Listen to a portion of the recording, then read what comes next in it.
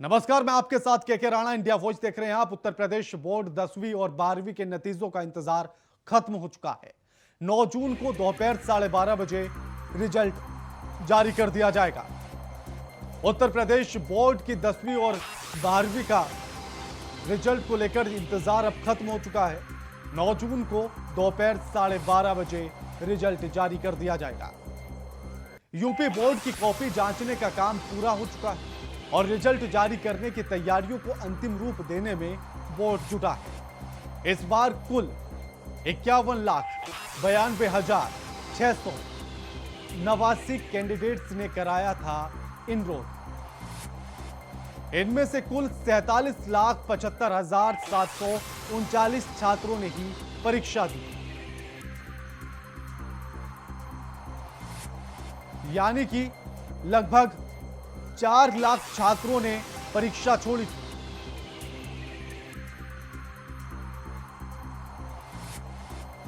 इक्यावन लाख 92,689 कैंडिडेट के एडमिशन हुए थे, उनके फॉर्म भरे गए थे, लेकिन 47,75,000 के आसपास छात्रों ने ही परीक्षा दी।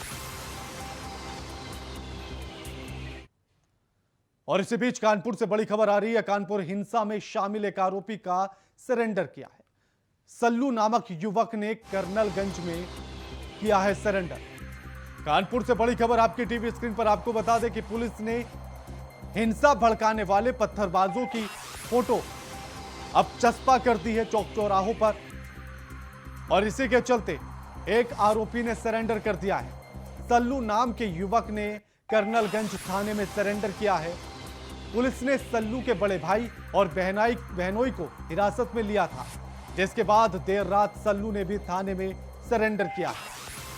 वीडियो में पत्थर फेंकते हुए नजर आया था सल्लू।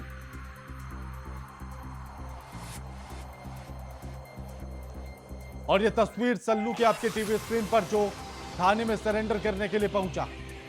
कानपुर में जो हिंसा भड़की थी उसमें पत्थरबाजी करते हुए नजर आया था। जो वीडियो उसके सामने आए, उन वीडियो में सल्लू दिख रहा है, और इसी के चलते पुलिस ने भी उन सभी आरोपियों की तस्वीरों को चस्पा कर दिया है। उनका एक पोस्टर जारी किया है, तस्वीरों को जारी किया है, और कहा गया है कि जो भी इन आरोपियों के बारे में जानकारी देगा, उसका नाम, उसकी सारी सूचनाएं गुप्त रखी जाएंगी। इस खबर पर हमारे साथ हमारे संवाददाता मोहम्मद असलम जुड़ गए हैं। असलम, अब जो तस्वीरों को चस्पा किया गया है उसका असर भी दिखने लगा है। एक आरोपी तो सरेंडर करने पहुंच गया है। क्या कुछ पूरी जानकारी है इसको लेकर? जी बिल्कुल, इस बेकन हिंसा के मामले जितने भी लोगों का जो पोस्टर में फोटो था, उनमें से 3 लोगों को हिरासत में लिया, गिरफ्तार किया गया था। जबकि जो कल एक लड़का है, जो वो देर शाम वहां पर थाने कर्नलगंज में पहुंचकर सरेंडर किया है। तो कहीं ना कहीं जो एक कार्रवाई का खौफ है वो साफ देखने को मिल रहा है, और जिसके तहत जो लोग हैं, जो लड़के हैं, वो अब जो है अब खुद को बचाने के लिए और जो कार्रवाई से बचने के लिए इस तरीके की सरेंडर कर रहे हैं। और साफ तौर पर सरेंडर देखने को मिल रहा है कि एक खौफ नजर आ रहा है दोबारा इस तरह की घटना को अंजाम ना दे। तो ऐसे में कार्रवाई करनी भी जरूरी हो जाती है कि इस तरह के जो दिमाग में इस तरह के फितूर आ जाते हैं कि पत्थरबाजी कर दे या इस तरह की चीजें हैं, उनमें कहीं ना कहीं एक तरीके रोक लगेगा। जी बिल्कुल, लेकिन ऐसे में एक सवाल ये भी कि जिस तरह से 40 लोगों के पोस्टर जारी किए गए हैं, अब यूं समझा जाए कि वो सभी लोग धीरे धीरे इसी तरह से थाने पहुंचेंगे और ये पुलिस का एक बेहतरीन फैसलों में से माना जाए। जी बिल्कुल, क्योंकि जो लड़का सल्लू ने कल सरेंडर किया है, उसके जो परिवार के लोगों को पुलिस ने बैठा लिया था, जिसके बाद सल्लू वहां पर पहुंचकर सरेंडर करता है। इसी तरह से लगातार जो पुलिस है वो उन इलाकों में दबिश दे रही है और भारी फोर्स के साथ जा रही है, ताकि किसी भी तरह की कोई दिक्कत आती है या विरोध करते हैं तो उसका सामना भी किया जा सके। तो ऐसे में जो कार्रवाई का सिलसिला है वो जारी है। इसके अलावा आपको बता दें कि जो अभी ताजा सूचना ये मिल रही है कि जो एफआई कनेक्शन है वो भी हयात अफर हाशमी का देखने को मिल रहा है, क्योंकि इसके दो जो साथी हैं जो मीटिंग कर रहे थे, जिनका सीसीटीवी फुटेज भी आया था, उसमें साफ तौर पर जो उसके 2 साथी हैं उनका पीएफआई कनेक्शन देखने को मिला, और साथियों के जरिए ही जेबी पीएफआई से मिला हुआ था। तो फिलहाल ये भी जांच की जा रही है कि जो कहीं इसमें इस पूरे मामले की सोची समझी साजिश थी या कहीं कोई टेरर फंडिंग तो नहीं आई है। फिलहाल अभी एटीएस पूरी तरीके से इस पर नजर बनाए हुए है और हर पहलू का बारीकी से जांच कर रही है। जी आखिर असलम इसने कल किस समय पर सरेंडर किया है? जी ये कल देर शाम तकरीबन 8 बजे के आसपास, 8-9 बजे के आसपास ये कर्नल पहुंचा है और वहां पर चूंकि इसकी बहन और तो असलम इससे बहनों इससे उसके बाद पूछताछ भी की गई होगी, पूछताछ में कुछ बताया इसने अभी? जी फिलहाल अभी पूछताछ के बारे में किसी भी अधिकारी ने कुछ अभी बताया नहीं कि क्या उससे पूछताछ की गई है, या हो सकता है कि उसको आज कोर्ट में पेश करने के बाद न्यायिक हिरासत में भी लिया जाए पूछताछ के लिए। फिलहाल अभी इस तरह कुछ अधिकारी बोलने को तैयार नहीं है। बिल्कुल मोहम्मद असलम, लेकिन जिस तरह से हिंसा को लेकर कुछ चीजें भी निकल कर सामने आई और बताया जा रहा है कि ये जो प्लान था इनका, ये सिर्फ कानपुर तक नहीं था, पूरे यूपी के माहौल को खराब करने का था। जी बिल्कुल साफ तौर पर कह सकते हैं कि जितनी मात्रा में वहां पर पत्थर मौजूद था और वहां के जो आसपास के लोग हैं वो बता भी रहे हैं कि ट्राली में भरकर पत्थर आए थे। तो साफ तौर पर देखने में साफ तौर पर कह भी सकते हैं कि कहीं ना कहीं प्री प्लान था पूरा मामला और इतनी तादाद में भीड़ इकट्ठा हो जाती है और वहां पर पथराव हो जाता है और देखते ही देखते वहां पर गोली कट्टे बम बम सब आ जाते हैं और चलने लग जाते हैं। तो कहीं ना कहीं प्री प्लान भी कह सकते हैं और फिलहाल इस पूरे मामले में अभी जांच ही चल रही है और जहां पर पेट्रोल बम बनाया गया था, जिस पेट्रोल पंप से पेट्रोल लाया गया था, वहां से सीसीटीवी भी खंगाले गए हैं और उसकी भी जांच की गई है। कल ही परसों ही डीएम नेहा शर्मा जो यहाँ की हैं, उन्होंने उस पेट्रोल पंप को सीज कर दिया था क्योंकि उसने बोतल में जो है पेट्रोल दिया था, जो कि साफ तौर पर यहाँ पे मना है। तो ऐसे में फिलहाल कार्रवाई का जो सिलसिला है वो तेज हो गया है। शुक्रिया मोहम्मद असलम आपका हमारे साथ ये तमाम बातचीत करने के लिए और जानकारी साझा करने के लिए। नोएडा के sector 93A Supertech emerald court twin tower के अंतिम ब्लास्ट की तैयारियों को लेकर आज प्राधिकरण कार्यालय में बैठक होगी। इस बैठक में ट्विन टावर को लेकर बनाई गई कमेटी के सभी स्टॉक होल्डर्स शामिल होंगे। बैठक में वहां के निवासियों की समस्या पर भी बातचीत होगी। बैठक में ब्लास्ट के लिए चयनित एजेंसी एडिफिस इंजीनियरिंग की टीम प्रगति रिपोर्ट सौंपेगी। इसमें बताया जाएगा कि कितना काम हुआ है। इससे पिलर में होल करने, जियो फाइबर, टेक्सटाइल लगाने और जाली लगाने का काम शामिल है। सुप्रीम कोर्ट से एजेंसी को 28 अगस्त तक अंतिम ब्लास्ट करने की डेडलाइन मिली है। संभावना है कि बैठक में सीईओ की ओर से आगे का एक्शन प्लान मांगा जाएगा। इसमें कब कब कितना प्रतिशत काम पूरा होगा और अंतिम ब्लास्ट की संभावित तिथि क्या होगी, इस पर भी विचार विमर्श किया जाएगा। इस खबर पर हमारे साथ हमारे संवाददाता नितिन जुड़ गए हैं। नितिन, अब ट्विन टावर को गिराने को लेकर, लास्ट ब्लास्ट को लेकर बैठक हो रही है, उसकी क्या कुछ पूरी जानकारी है? देखिए बिल्कुल, नोएडा के सेक्टर 93 में जो सुपरटेक एमराल्ड कोर्ट में जो टावर है उसको अंतिम जो ब्लास्ट की जो तैयारी है उसको लेकर आज जो है बैठक यहाँ पर की जा रही है। नोएडा के सेक्टर 6 अथॉरिटी जो है उसके अंदर की जा रही है। जिस तरीके से ये अलग से उसमें बनाया गया था, तो उसी को लेकर जो उसकी जो तोड़फोड़ अंतिम जो प्राधिकरण कार्यालय की बैठक होगी, नोएडा प्राधिकरण आज जो है होने वाली ट्विन टावर की जो बैठक है उस पर जो है बातचीत करेगा और उस पर जो काफी सा मामला को सामने संज्ञान में लेगा, क्योंकि आसपास के जो इलाके हैं उनमें जो मकान आसपास में जो उनका जो पहले इंश्योरेंस कराया गया था, तो उसी को लेकर भी काफी बातचीत चलेगी कि आखिरकार ट्विन टावर जो बना गया है काफी उसमें जो है 14 से 25 से 30 बिल्डिंग बनी हुई है, तो उसी को लेकर यहाँ पर जो आज बैठक की जाएगी। बिल्कुल, जिस तरह से बैठक में ये सारी चीजें पूछी जाएंगी कि आखिर किस किस तरह से काम होगा और किस तरह से अंतिम डेडलाइन क्या होगी। बहस तो 30 अगस्त दी है सुप्रीम कोर्ट की तरफ से, आखिर कब तक 28 अगस्त दी गई है, तो आखिर कब तक इसको अंतिम ब्लास्ट किया जाएगा?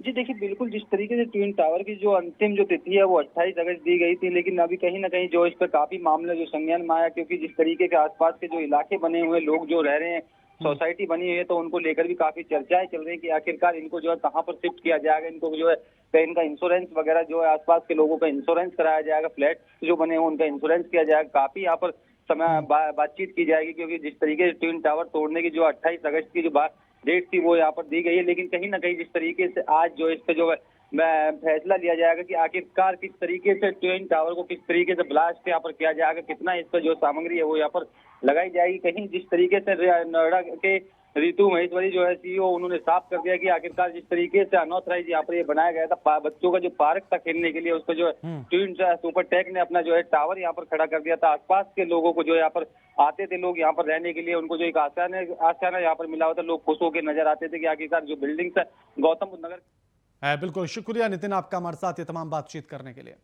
आचार संहिता उल्लंघन के मामले में आरजेडी सुप्रीमो और बिहार के पूर्व सीएम लालू प्रसाद यादव की कोर्ट में पेशी होनी है। इसे लेकर वह पलामू के मेदिनी नगर आए थे। वह जिस कमरे में वहां अचानक आग लग गई, इससे कुछ देर के लिए अफरा तफरी भी मच गई है। जानकारी के मुताबिक लालू 3 दिवसीय दौरे पर सोमवार को पलामू पहुंचे। आने के बाद लालू सर्किट हाउस में ठहरे हैं। वहां 7 जून की सुबह अपने कमरे में नाश्ता कर रहे थे। अचानक से वहां आग लग गई, जिसके बाद वहां अफरा तफरी का माहौल हो गया। घटना में लालू प्रसाद यादव को किसी भी तरह का कोई भी नुकसान नहीं हुआ।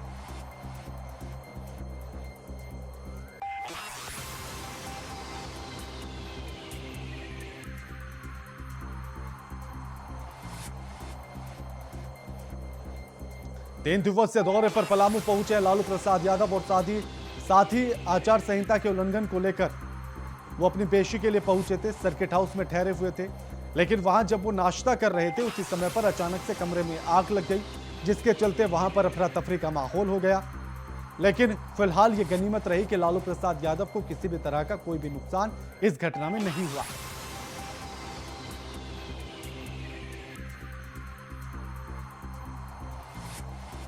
लालू प्रसाद यादव को नहीं हुआ कोई भी नुकसान। 3 दिवसीय दौरे पर पलामू पहुंचे थे लालू प्रसाद यादव। सर्किट हाउस में ठहरे हुए थे और जब सर्किट हाउस के वो अपने कमरे में थे, वहां नाश्ता कर रहे थे, उसी समय में अचानक से आग लग गई। आग लगने की वजह से आसपास के इलाके में अफरा तफरी का माहौल हो गया।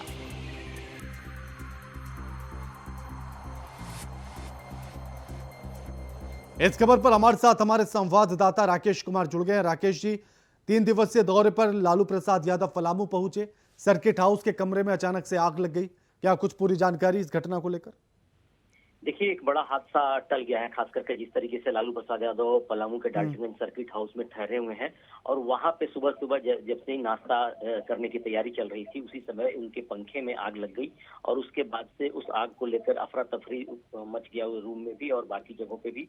सर्किट हाउस के लोगों ने तुरंत उस पंखे को खोलकर बाहर तो जरूर कर लिया, लेकिन एक बड़ी घटना होने से बच गई, क्योंकि थोड़ी आग फैल जाती तो निश्चित तौर पर बड़ा हादसा हो सकता था। और लालू प्रसाद यादव उसी सर्किट हाउस में ठहरे हुए हैं। जी, क्या आग पर काबू पा लिया गया और आग कैसे लगी, इसके कारणों का कुछ पता लग पाया अभी तक, राकेश जी?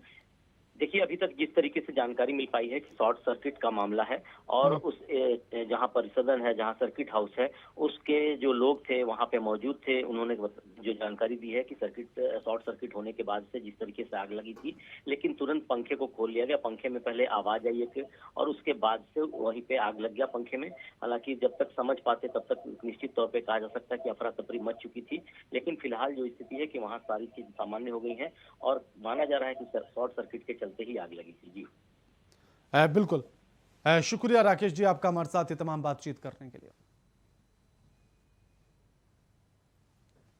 3 दिवसीय दौरे पर पलामू पहुंचे थे लालू प्रसाद यादव और उसी बीच जहां वो सर्किट हाउस के जिस कमरे में रुके हुए थे, वहां पर वो अपना नाश्ता कर रहे थे और उसी बीच अचानक से कमरे में आग लग गई। तस्वीरें आपके टीवी स्क्रीन पर हैं, जहां पंखा लगा हुआ था और उस पंखे की मोटर में अचानक से आग लग गई। आग लगने का कारण शॉर्ट सर्किट बताया जा रहा है, जिसके चलते तेजी के साथ उस पंखे को वहां से खोला गया और उसे बाहर ले जाया गया।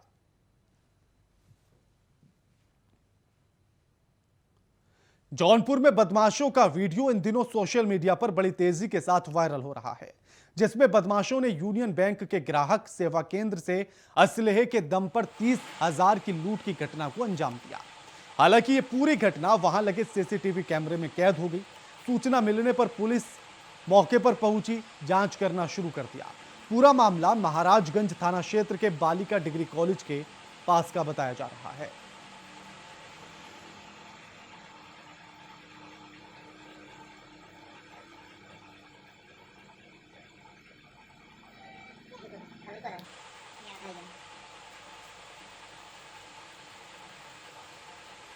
अब जौनपुर से यह तस्वीरें सीसीटीवी कैमरे में कैद हुई आपके टीवी स्क्रीन पर, जहां बदमाश पहुंचते हैं और ये देखिए किस तरह से दिन दहाड़े रखे हुए पैसों को लूटते हैं और फरार हो जाते हैं।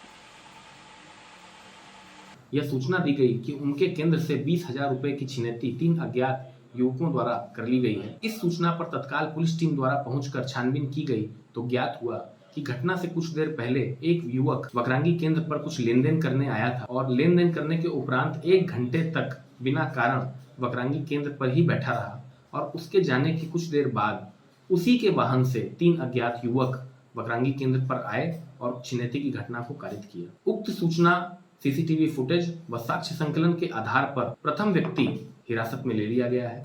यह खबर जौनपुर से है, जहां शाहगंज नगरपालिका अध्यक्ष और पति बीजेपी नेता प्रदीप जायसवाल समेत 8 के खिलाफ केस दर्ज हुआ है। इन लोगों पर करोड़ों रुपए मूल्य की संपत्ति हड़पने की नीयत से धोखाधड़ी और जालसाजी करने का आरोप लगा है। सीजेएम ने सभी के खिलाफ केस दर्ज कर लिया है और कोर्ट के आदेश पर पुलिस ने मुकदमा दर्ज कर लिया है। साथ ही आपको बता दें कि बीजेपी नेता समेत 8 के खिलाफ केस दर्ज किया गया। करोड़ों की संपत्ति हड़पने का आरोप इन पर लगा है। शाहगंज कोतवाली का यह पूरा मामला है।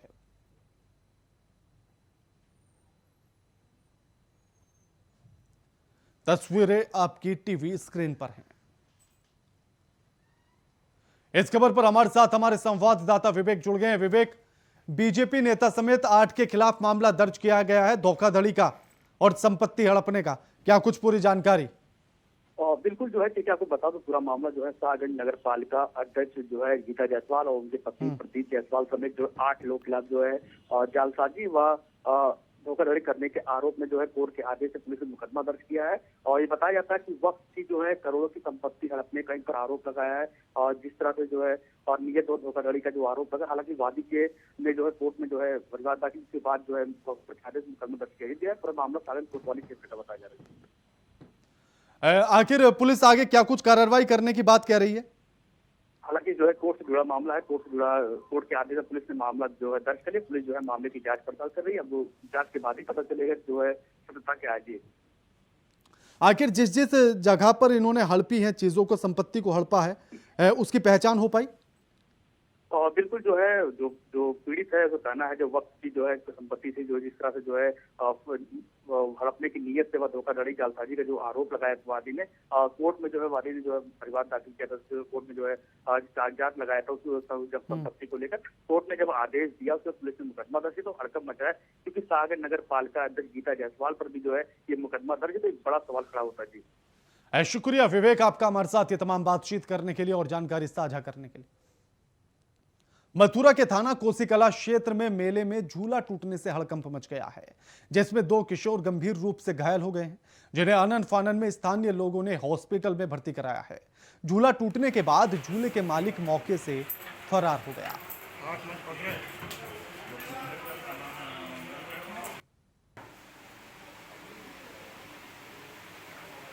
सर्कस देखने के लिए आए थे, झूला पे झूल रहे थे, झूला में डिफेक्ट हुआ है, क्या हुआ है, ऊपर से गिरे हैं धड़ाम से। आपको सूचना किसने दी? सूचना की फोन लड़का था दूसरा हमारा। तो वहाँ किसी ने बच्चों को उठाया नहीं? जब सूचना ये गिरे थे बच्चे तो किसी को पता नहीं लगा कैसे बच्चे गिर गए? वहाँ सब लोग भाग गए, वाटे में वहाँ भाग गए। फिर ये 2 लड़के जो है कमला नगर से, इन्होंने हेल्प की है, ये इनको यहाँ लेके आए हैं, उसको भी सूचना दी है। घटना ये हुई है कि हिंदुस्तान कॉलेज में झूले लग रहे थे और 2 बच्चे झूले में से गिर गए हैं। उनको किसी ने देखा नहीं है। जैसे हमने और हमारे फ्रेंडों ने उनको निकाला है, लाइफ टाइम के लिए भर्ती करवाया है और फिर सारे झूले बंद करवा के वहाँ पुलिस आई है, मीडिया वाले आए, मैदान को खाली करवाया है। झूला कैसे गिरे थे? क्या हुआ? ऊपर से गिरा, लापरवाही से गिरे हैं। नहीं मैनेजर मिला है, नहीं उसका मालिक मिला है। मैनेजर मालिक दोनों वहाँ नहीं है? कोई नहीं है, बच्चों की हेल्प किसी ने नहीं। प्रशासन को सूचना दिया आपने? प्रशासन को सूचना दे दी है। बुलेटिन में फिलहाल इतना ही। नमस्कार।